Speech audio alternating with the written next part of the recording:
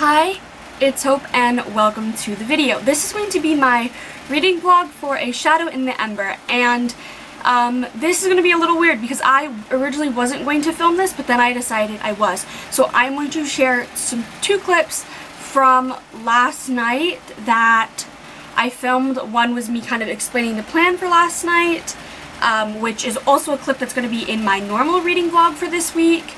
And then this is like a middle portion of the week, I guess. I didn't plan on doing it this way, and it's weird, but I want to talk about A Shadow in the Ember and spoilers, so I'll insert those clips here.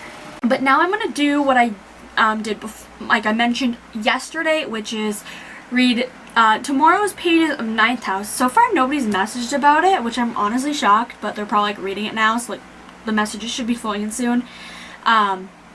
So read tomorrow's pages of Ninth House, then the first three chapters of A Shadow in the Ember, and then by that time I'm done that, plus maybe like some TikTok or like something like that, A Shadow in the Ember should be released. And then I'm gonna probably stay up like, I don't want to stay up too late, but maybe like stay up like a half an hour to an hour later than I normally do, because like based on what I was told today is essentially like if they need me, they'll text me. Like text or call me. If they don't, well, they won't. For work. So like I know for a fact tomorrow I won't work, because pretty much like most of the time when I get called out it's Tuesdays or Thursdays, because those are like two really slow days we have. So I'm like literally like I'm gonna pretend like I don't have to go to work tomorrow, because I probably won't. But I have an alarm set for 9 a.m. and then I'm just going to continue reading all day tomorrow and say like, well, not say fuck my priorities, but like to the point that I didn't film a video tonight because I don't have the time to edit it tomorrow because I'm going to be reading. Like I do have to do a couple things schoolwork wise tomorrow, but like other than that, I have nothing. No, sorry, we have to take my cat to the vet tomorrow, but that'll be like half an hour. But that's like the only thing tomorrow, and I literally plan on just reading as much as possible and praying to get this book done, like to get A Shadow in the Ember done in about 24 hours maybe. And it's like 600 pages long, and I know that's possible because I've done it before. I've read 500 books in one sitting, but that was like 6 hours worth of reading, which I expect. Yeah, I'm just gonna shut up now and do all that, and I will let you know how I'm enjoying A Shadow in the Ember probably before I go to bed, although the lighting probably will suck because I'll probably just have this upper lighting and then maybe my ring light and just set my camera up on my bookshelf there, so it'll probably be like bad lighting. But like I'll let you know kind of my thoughts so far. Well, I might reread the first 3 chapters, share my thoughts on that, read more of the book, share my thoughts on that, and then I honestly have no idea how I'm going to do this.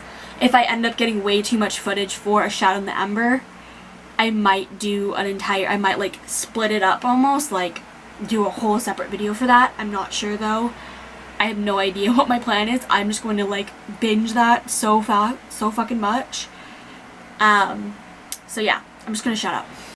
I do just quickly want to pop in, this is me after I've technically ended the vlog, wanting to add a little spoiler warning for the 3 books in the Blood and Ash series so far, and, well, more specifically the Crown and Gilded Bones.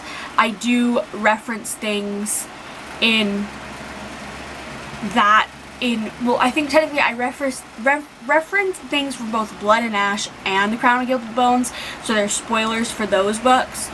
I don't think I technically mentioned anything from A Kingdom of Flesh and Fire, but definitely books 1 and 3 in the Blood and Ash series. I do talk about those things because things link back. But yeah, I just wanted to pop in and say that just so that nobody gets spoiled if they haven't read the Blood and Ash books, although most people who have read A Shadow in the Ember or are planning on reading it have read the other books set in this world, so but I figured pop in and say that. Okay, so I read the first 3 chapters like I said I would, and I'm about to start the rest of the book, and I am like literally so excited. I don't know how much I'm going to read. And I'm sorry if you are struggling to hear me because you're so close, like my fan's right up there. And I don't want to talk too loud because living room on the other side, parents are out there, all of that. But I'm probably going to read up until I just want to stop reading. Then I'll update. Okay, so I've now read the first 10 chapters. Going into chapter 11, I've read 25% of the book. And, yeah, that's like my only thing is like I'm loving it so much. And like, holy shit. Holy shit. I love Sarah. She's a fucking badass. She's like an assassin and like just like a really good character. Oh my gosh. I don't want to say so far I like her more than Poppy from Blood and Ash, but like I almost might. Like she's very sassy, as is the love interest, although I don't want to say it's like I know who the love interest is. She has no idea really. Like she knows a little bit, but like I'm like I know more. Or at least I think I know more. I don't know how to explain it any more than that. But it's like 1 a.m. Well, it's after 1 a.m. I don't even know what time it is. But I'm going to bed. I have an alarm set for 9. But yeah. I also feel weird because I have to like crouch to be in frame. And even then I'm not sure if I'm in frame. But I'm gonna leave this here and I will talk to you in the morning. So it's now noon and I read up to chapter 19. So I read the first 18 chapters or the first 40%, and let's just talk about a little bit of spoilers. So, what I said last night, I'm literally loving this book so much. If it's not 5 stars, I literally will cry at this point. Like, it's going to be 5 stars. But apparently, Sarah can bring people back from the dead because she just did that, and I'm like, wasn't expecting that. And then also, there may have been a little bit of a spicy scene where something spicy happened with the I'm saying the love interest of Ash because it's basically like that, which like we also like we know that that's not actually his name, like we know, but that's like the name that he gave her, and I really love how there are some like similar scenes in A Shadow in the Ember that are kind of similar to scenes in Blood and Ash, which I like. Like, for example, Sarah ends up stabbing Ash almost in the heart. Do you know what scene that's similar to? When Poppy stabs Castile in the heart. Well, not in, well, is it in the heart or almost in the heart? I can't remember. Also, like the kind of spicy scene that was so far in Shadow and Ember kind of nods a little bit to the Blood Forest. Is it the Blood Forest? Forest. The Blood Forest scene in Blood and Ash.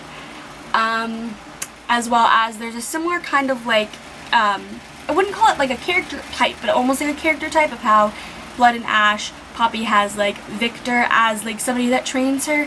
Sarah has Sir Holland, who is a older character that trains her in being able to fight. And like those are just a few little similarities that I really do enjoy because those are things that I enjoyed in Blood and Ash. Well, technically from Blood and Ash, it's the first book, but like overall, you get what I'm saying? You get what I'm fucking saying? But I'm just like, seeing how long this clip is. But I, so far, again, am really enjoying it. But I'm really enjoying it, and I definitely will, like, it's noon. I have to do some schoolwork. So as much as I want to keep on reading, I need to do that schoolwork so I don't fall behind. I'm already behind on my schoolwork, but I don't want to fall too behind, so I need to do a few things and then I'll go back to reading. And then we have to take my cat to the vet at 3:40, I think it is, which I already think I mentioned earlier. But like, that's the only things I have to do. I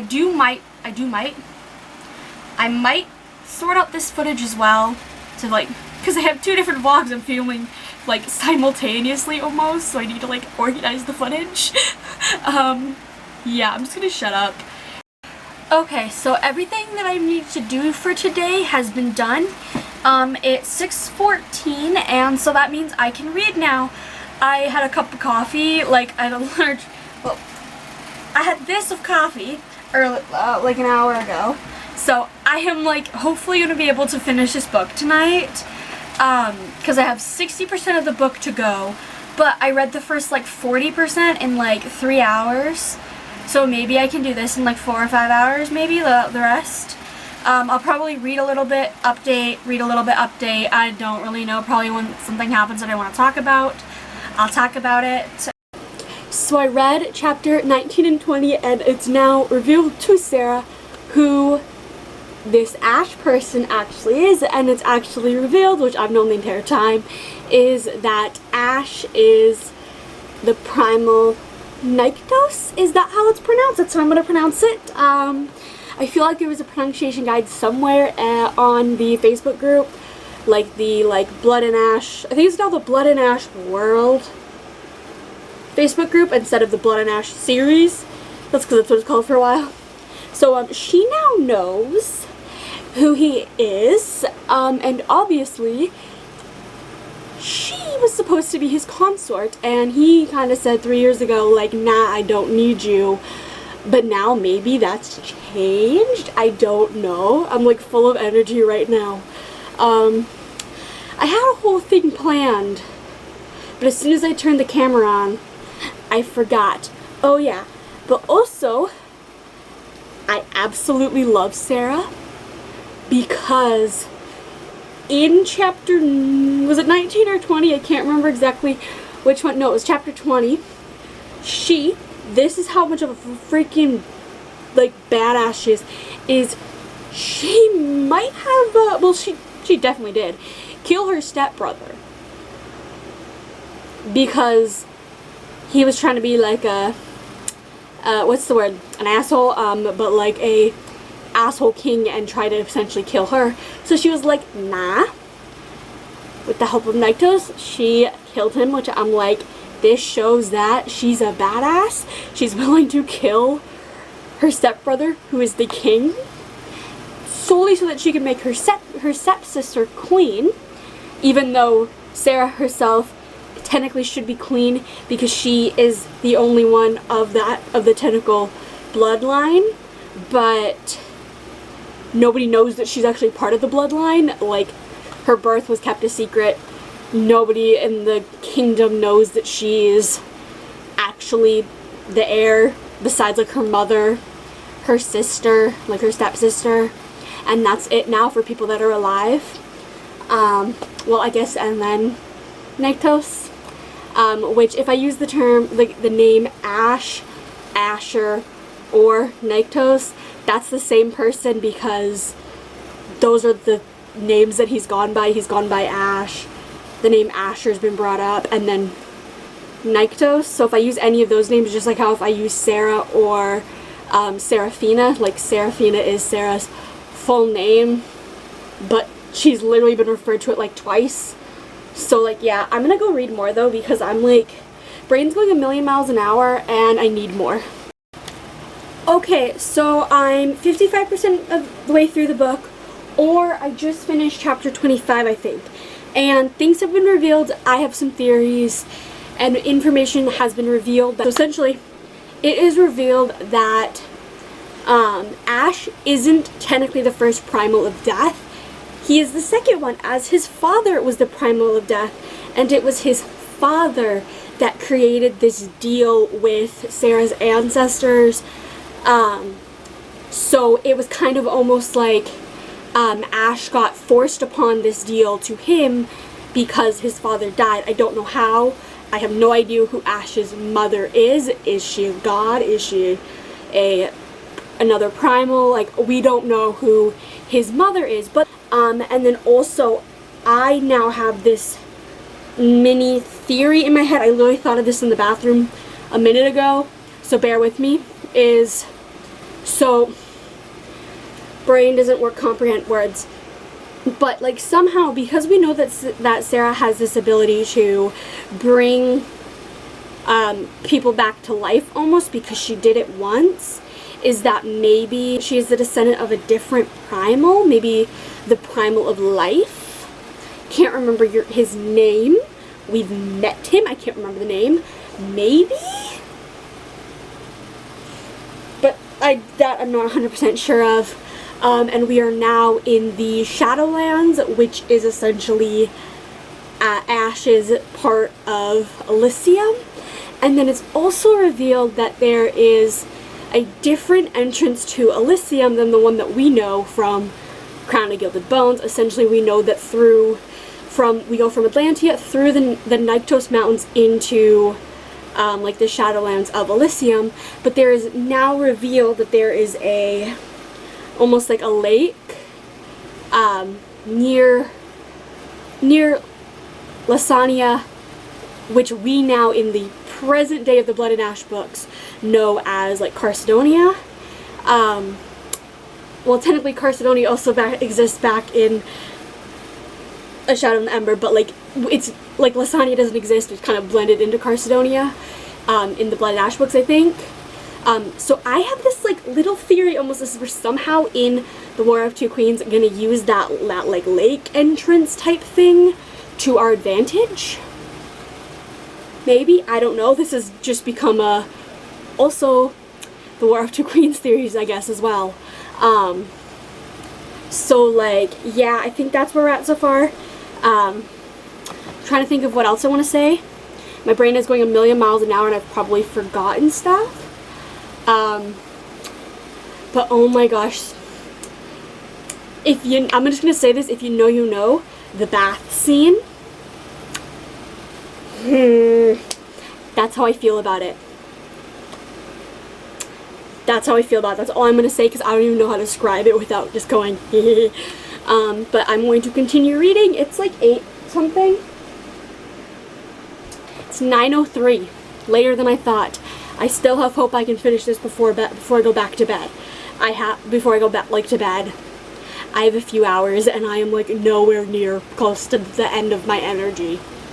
Also, complete side note that my brain just remembered is we've met in the Crown of Gilded Bones towards the end. There was revealed that there are the Draken, and we've now met Baby Reaver. If you understand that reference, you do.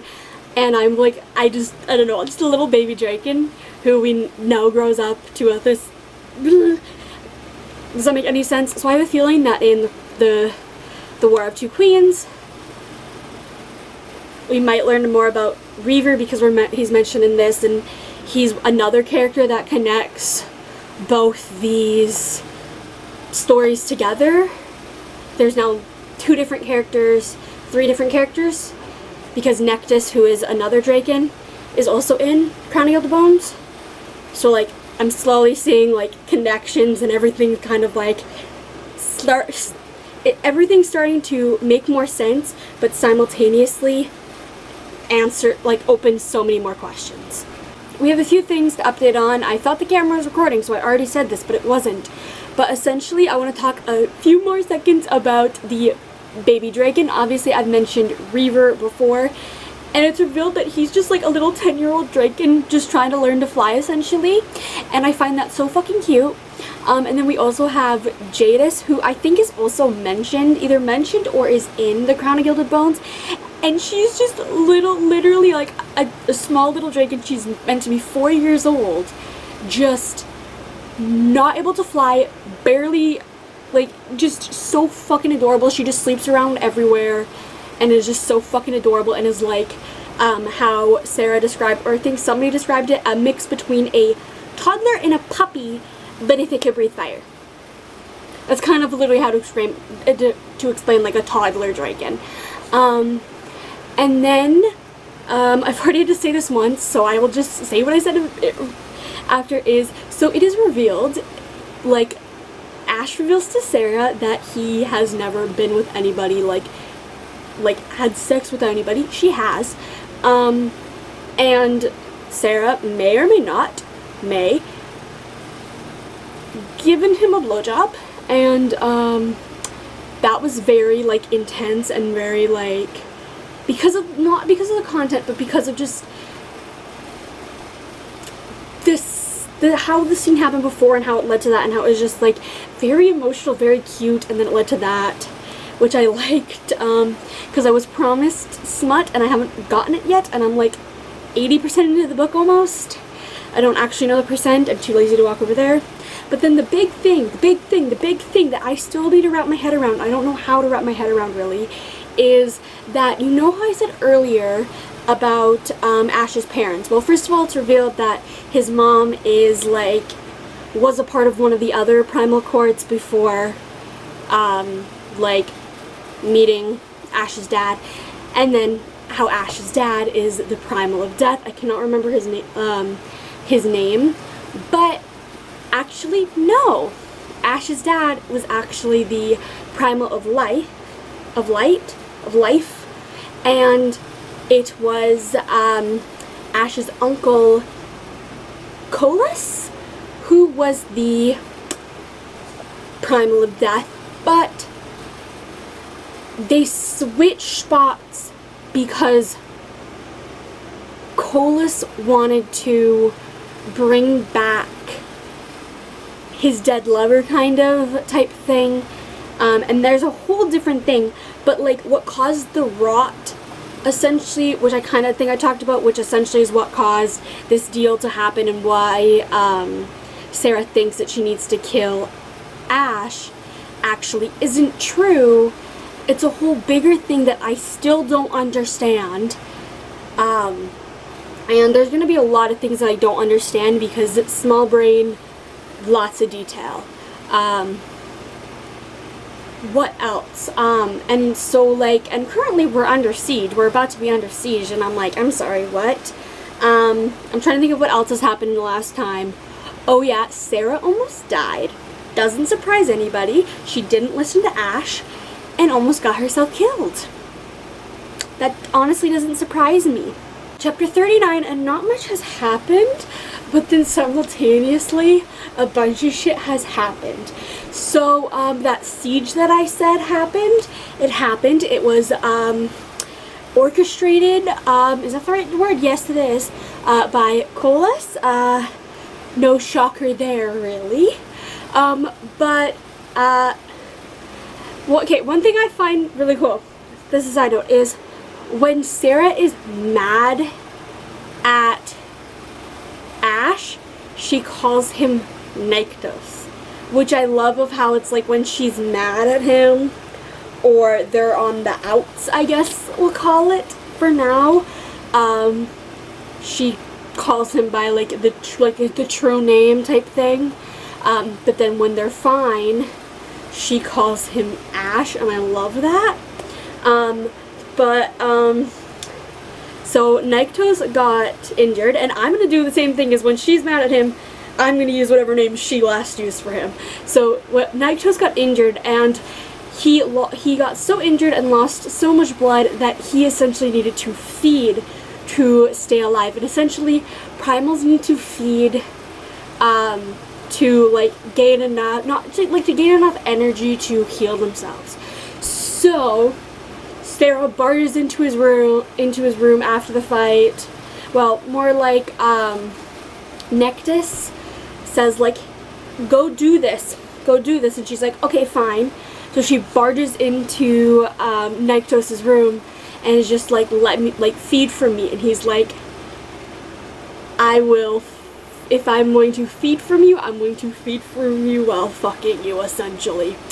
So we had an entire chapter of sex, and it technically was split into 2 different scenes, which I'm like, thank you. But also, for somebody who has never had sex before, he sure as hell knows what to do. I'll just say that. If you understand, like, just, yeah, and that's pretty much as far as I've gotten.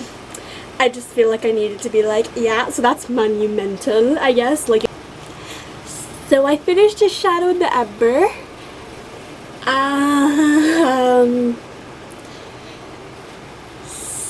So a lot was revealed. Okay, we'll backtrack a little bit from the very ending. Actually, no, we won't. No, we won't, actually.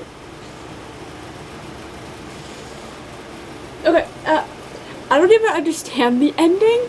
Let me fact check this. Let me just read you the last paragraph. Okay.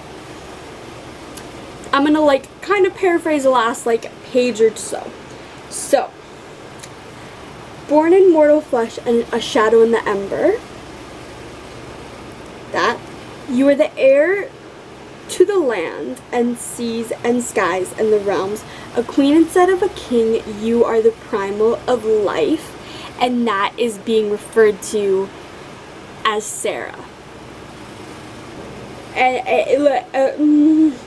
Because essentially, I'm like trying to scroll back.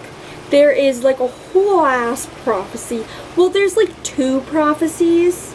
And there's so many different things of like, it explains how it is, and I'm just like, some of it doesn't make full sense to me. But I'm like trying to see if there's anything else of this last chunk. So like, essentially, and there's also a whole thing of, you know how earlier I mentioned how Colas had this like lover that he was trying to bring back. Essentially, when that lover, I can't remember the name, like officially died, essentially she is to be reborn over and over again so that her soul doesn't technically cross over. And it's kind of revealed that Sarah is one of these versions of this person reborn, but other things are added on top, essentially. And that, I was like, I'm sorry. Huh? I don't understand half this fucking book. I will say that. But it's 5 fucking stars. I'm loving it so much. It's mainly like, do I understand the greater plot and how it will affect the rest of the series going on and even the Blood and Ash books? Not really. Do I care? Not really. I enjoyed it so fucking much. I love Sarah and Ash. Like, those, like, the 2, like, oh my gosh. I love them so much. It's almost insane on how much I love them. And I am now, like, even, like, 100 times more excited for, like, before the War of Two Queens. Because apparently if you go back and read the teasers of that, things will make more sense. So I might do that tomorrow. But there's probably, like, 100 teasers. So, like, that will take a while. I'm not sure if I'm going to do that, though. And also, like, so many, I feel like so many things are just slowly going to be added into the story, and it's just like trying to figure out how to word words right now.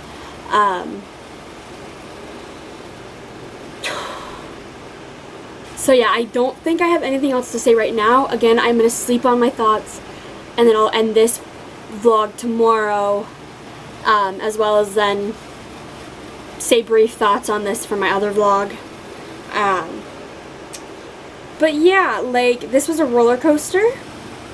Again, I still don't understand half the book. I'm sure this is kind of going to be like what it was like with The Crown of Gilded Bones, where I was like, I don't understand half this shit, and then the group explained part of the shit that I don't understand. So I feel like that will be in this case of a similar thing.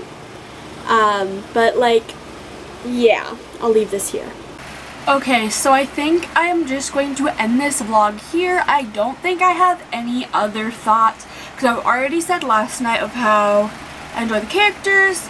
I will say I already kind of see some theories rolling in about the book, and I'm honestly like, okay, some of this stuff is starting to make a little bit more sense, although I'm still very confused on like the ending of how there's like that prophecy, which I don't remember if I talked about. There's like a prophecy that reveals that Sarah is actually the primal of life, and that I still don't understand that. I still don't understand the prophecy, and it's been explained to us. But I'm just very, very, very curious on how the information from A Shadow in the Ember will pave way for the War of Two Queens, because obviously there's a reason why A Shadow in the Ember was released before the War of Two Queens, and not just because Jennifer L. Armentrout wrote A Shadow in the Ember before the War of Two Queens. Like, there obviously there'll be probably like things mentioned, and obviously some of the characters, as I've mentioned before, from A Shadow in the Ember are in, well, specifically the Crown of Gilded Bones, and then will be probably in, well, one character for sure we know is in the War of Two Queens, because they've been in the teasers. But I might go back and reread all of those War of Two Queens teasers, because that's what Jennifer L.